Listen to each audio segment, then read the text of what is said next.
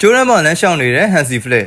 Real Madrid ကို 4-3 နဲ့အနိုင်ယူပြီးနောက် Barcelona ဟာ La Liga ချန်ပီယံဖြစ်ဖို့သေချာသလောက်ပါပဲ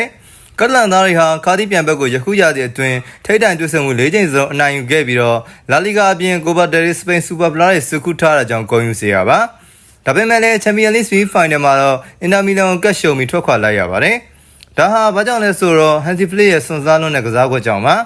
ဂျာမန်နည်းပြကြီးဟာတိုက်စစ်ပြီးရင်တိုက်စစ်အားတန်လွန်းသူဖြစ်တာနဲ့အညီဘာဆာဟာဥရောပမှာတွင်းကိုအများဆုံးသွင်းယူထားတဲ့ကလပ်ပါတစ်ဖက်မှာခန်းစစ်ကတော့ဖျောင်းလောင်းဖြစ်နေခဲ့ပါတယ်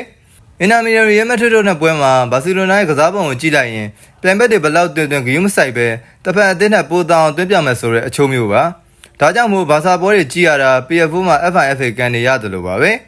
အပြန်လန်သွင်းကိုတွေနဲ့ဖြောဖြေတာမှန်ပေမဲ့ကိုယ့်ဘက်ကအနိုင်ရလက်ဆက်ထိန်နိုင်ရမယ်အခြေအနေမှာဘာလို့ဘာကန်မှမသိရတာကြောင့်အင်တာကို88မိနစ်မှာနိုင်နေပေမဲ့ခြေပါကိုအနိုင်ကိုများပြန်လန်ခွင့်ပြုလိုက်ရတဲ့အဖြစ်ကတန်ဝင်ကယူစေရပါ